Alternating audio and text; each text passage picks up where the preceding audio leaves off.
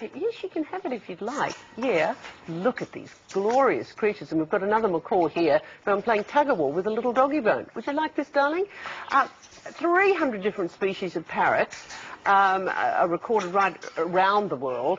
And this morning we've got 3 exotic ones in the studio to tell us all about them. Ben Britton from Wild Animal Encounters. Good morning, Ben. Morning, Carrie Ann. This creature up here is just gorgeous. A blue and yellow macaw. Yeah, blue and yellow, blue and gold macaw. A beautiful parrot from South America. He seems to like you more than he likes me, Carrie Ann. He's coming over and checking you out.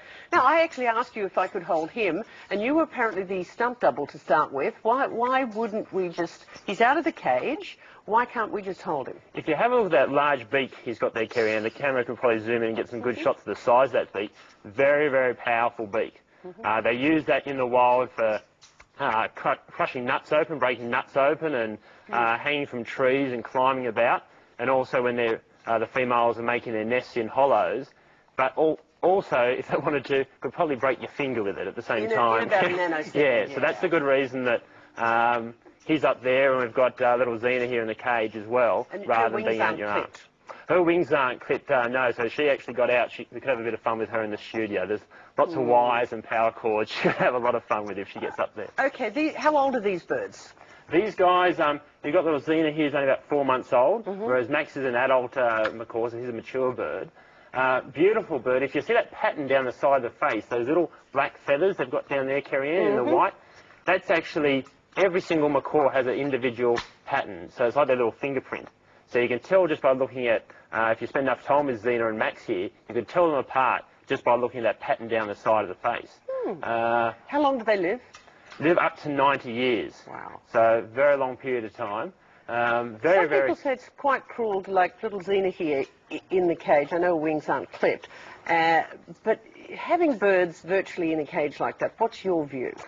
She's only in this cage to be in with us here today. Okay. If you're going to keep a macaw or any of the large parrots, it's quite a big investment, and obviously you're going to have them in a nice big flight aviary outdoors. So they love flying, and so you want to try and encourage them as much as possible. So they're just here for display today in the studio rather than flying around. They're glorious. I mean, are they endangered? And I know habitat destruction is one of the big issues in the natural environment. Yeah, unfortunately in South America with, like a lot of species, habitat destruction, big problem, and also they estimate up to 1 million of these birds are caught out of South America every year for the illegal pet trade. Really?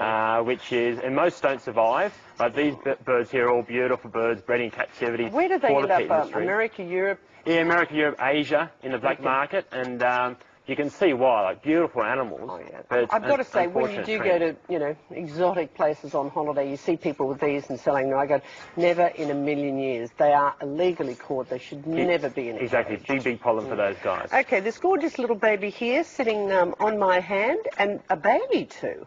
Yeah, that's little Gypsy. She's a little 4-month-old Eclectus parrot. These particular subspecies from the Solomon Islands, but you can find them in around Cape York, right at the top end of Australia.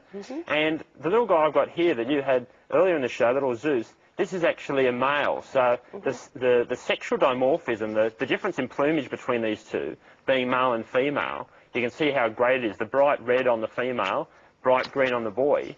When early scientists and explorers found this species, they thought they were 2 different birds because the difference is so great. It's quite rare, actually, in the parrot world to have such a difference in coloration between boy and the girl. And I wonder why. Yeah, look, it's one of those things. Like, they're both camouflaging quite well in the tropical rainforest up in the leaves, where these guys are found. But so yeah, how would they then pick a mate, a different... A mate. Oh, she's trying to tell you, Carrie Ann. And who do you find cute? Who do you find cute? Do you like that shade of green? Not easy being green, is it? No. Yeah, so beautiful little bird. As I said, are found in Australia, this particular species, but just right up the top of Cape York. Gotcha. And again, not endangered, but we do have to look after their habitat. Yeah, like all these parrots, like the larger parrots, they're all what we class as threatened in the wild. So whereas the South American macaws or even our Eclectus parrots, we do have to be quite careful and manage the populations and keep a close eye on Now, them. in America, there was quite a famous parrot called Alex. Yeah, a little African grey parrot. We've got the little African grey parrot here with us in the studio. I think Trish is just going to bring along to say... Hi, Tricia, how are you? Come and have a seat. Before we have a chat to Tricia, let's have a look at this famous African parrot who for 30 years was worked with a Yes, darling, would you like to say something? He just wants to make sure he gets to see it on the camera. What's the problem? Yes, darling. Okay, we'll have a chat, but I want to talk about this African grey parrot, the one 30 years with a psychologist. Oh, what a language he had. Have a listen. Have a look. I want banana. Carrot. Good birdie. I want corn. Soft corn. Soft corn. Good parrot. Using his beak, he could tell you what matter objects were made of. Rock. Good boy. Rock. What matter? What matter, Alex? Wood. Wood. That's Good right. boy. Whoa. That's right. This bird had a vocabulary. Yeah, the African grey parrot, like this little Rio here we've got in the studio, highly intelligent bird, Carrie Ann. These guys, they're estimated, their intelligence is equal to a 5-year-old human. Wow. So they've been kept native to, as their name suggests, Central and West Africa. They're being kept back as far as the early Egyptians and early Romans kept them as caged birds because of their intelligence. The African grey parrot. Intelligence much higher than these other parrots. Yeah, like they've been known. Like that Alex there, before she unfortunately passed away, she was getting to say she could read books.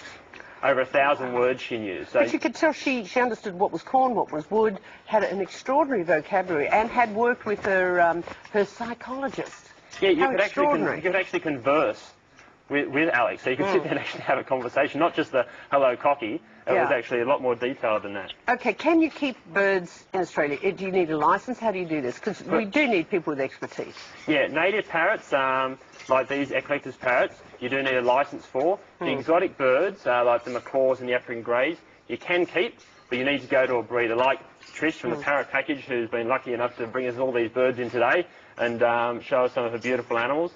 You need to go to a breeder like that to make sure you're getting good quality birds, well-trained birds, and make sure you're doing the right thing by them, because it's a big commitment. Up to 90 years these birds live. Yeah. So if I was to get a macaw now, it's going to outlive me. So very big commitment if you're going to get one, Carrie Ann. And they are gorgeous. Listen, thank you so much for making the effort this morning. Thank you, Carrie Ann. What's the single biggest problem when people want to get one of these birds that you talk with them about?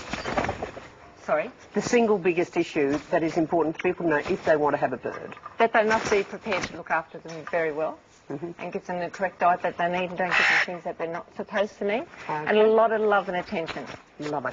Listen, thank you so much, Ben Britton, as always. You bring us the most beautiful and the best. And Trish, again, thank you. Our pleasure, Carrie Ann. Okay, we've got more coming up. John Burns ahead. Revved up ahead of this weekend's Melbourne Grand Prix. But after the break, Greek Independence. Oh, we're going to have some music here, birds. Close your ears. We've got great food, great company, and plenty of dancing. Go, boys.